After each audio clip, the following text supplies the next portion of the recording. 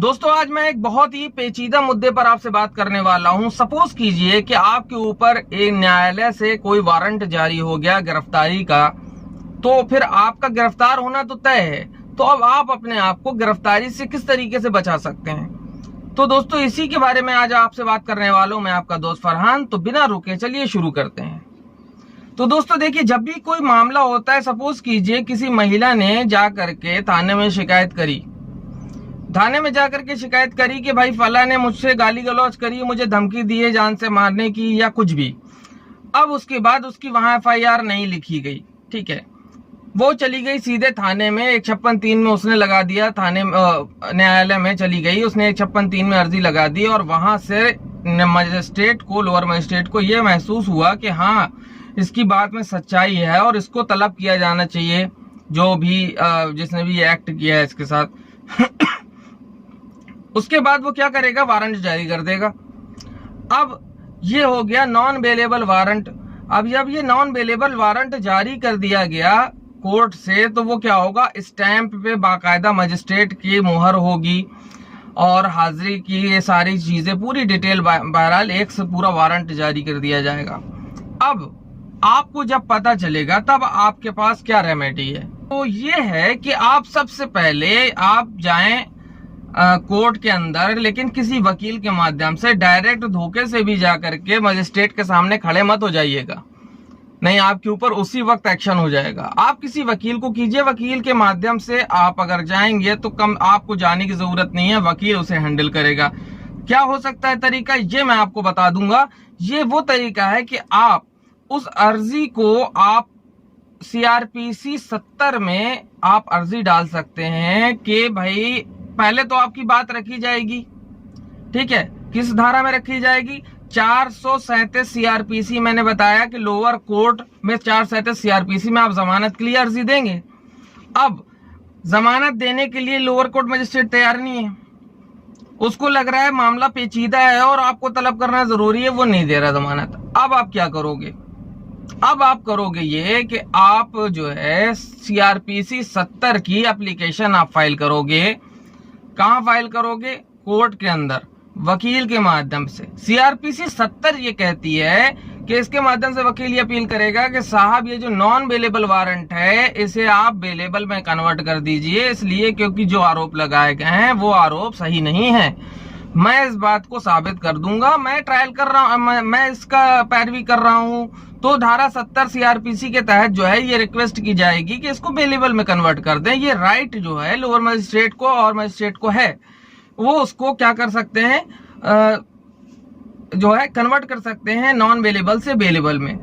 तो अगर बेलेबल में कन्वर्ट हो गया तो इट्स मच इजी, आप बहुत आसानी से फिर बेल ले ही सकते हैं।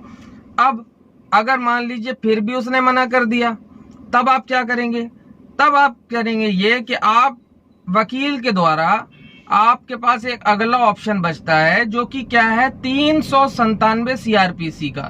397 CRPC आपको ये रेमेडी देती है कि वो सेशन कोर्ट से अपील होगी और उसको रिवीजन कराया जाएगा। आपका वकील कहेगा कि साहब ये जो इनको वारंट जारी किया गया है, मैं इसका रिवीजन चाहता हूं कि इसको एक बार जो ऑर्डर किया गया है इसको एक बार पुनः रिवीजन किया जाए, देखा जाए कि ऑर्डर जो है ये सही पारित नहीं किया गया है और हमारा जो क्लाइंट है वो नॉन बेलेबल का केस नहीं है, उसका या तो बेलेबल है या जमानत दे दीजिए, ठीक है। अगर ऐसा है तो आप देख लीजिए, इसको रिवीजन के लिए फाइल किया जाता है 397 CRPC में। अब अगर मान लीजिए वहां से ही बात नहीं बन रही, पेचीदा होता चला जा रहा है मामला, तब आपके पास क्या ऑप्शन बचता है, फिर आपके पास ऑप्शन बचता है कि आप सीधे 482 यानी 482 CRPC में एप्लीकेशन फाइल करें। ये एप्लीकेशन कहाँ फाइल होगी, हाई कोर्ट में फाइल होगी। अच्छा, इससे पहले आपको ये बता दें कि जब तक रिवीजन आपने 397 CRPC में फाइल कर दिया और वो रिवीजन जब तक पेंडिंग है, तब तक पुलिस आपके ऊपर हाथ नहीं लगा सकती। जब तक रिवीजन पेंडिंग है तब तक आपको पुलिस अरेस्ट नहीं कर सकती। जब ऑर्डर आपके खिलाफ वहां से भी हो जाएगा तब अरेस्ट का सीन बनेगा। और उस अगर ऐसा सीन बनता है तो आप तुरंत चले जाइए हाई कोर्ट। हाई कोर्ट में आप 482 CRPC में आप सीधे जो है क्या कर सकते हैं, एप्लीकेशन फाइल कर दें।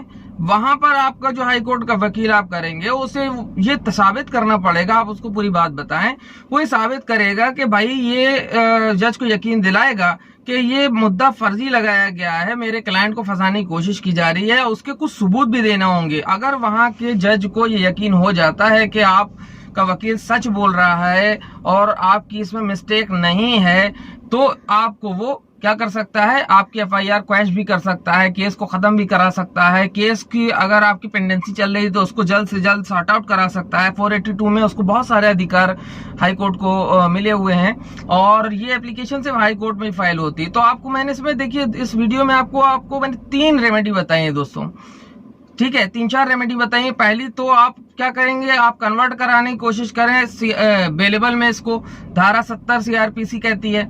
उसके बाद भी बात नहीं बनती तो फिर आप 437 सीआरपीसी में आप चले जाएं, सेशन में जमानत के लिए अपील करें, तब भी बात नहीं बनती आपकी, तो फिर उसके बाद आप 397 सीआरपीसी में रिवीजन फाइल कर दें, जिससे भी बात अगर नहीं बनती तो अब देखिए मामला तो इतनी आप फाइल करते चलो जाओगे ना तो महीनों खींचे जाना है, इसी में आपकी गिरफ्तारी रुकी रहेगी जब तक कोई मामला पेंडिंग चल रहा है। उसके बाद आप सीधे जा सकते हैं हाई कोर्ट।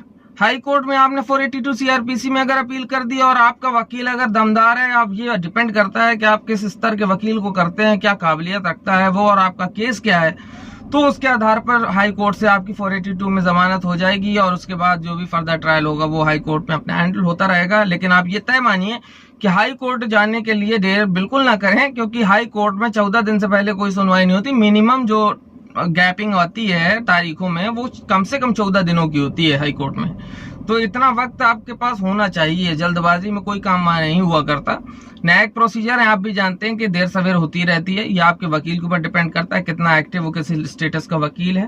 तो दोस्तों उम्मीद करता हूं कि आज के वीडियो में आपको कुछ जानकारी मिली होगी कि आपके ऊपर अगर गिरफ्तारी का वारंट न्यायालय से जारी हो जाता है तो आप क्या कर सकते हैं।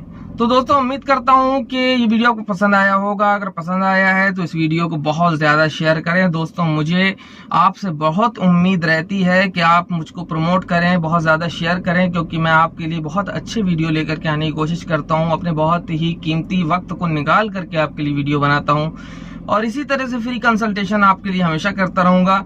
लेकिन आपके अप्रिसिएशन की मुझे भी जरूरत है, लिहाजा आप कमेंट भी करें, लाइक भी करें, वीडियो को ज्यादा से ज्यादा शेयर करें, क्योंकि आप अप्रिशिएट करेंगे तो आपके लिए इसी तरह फ्री सलाह आती रहेगी। मैं आपका दोस्त फरहान अख्तर एक बार से फिर हैव अ ग्रेट डे।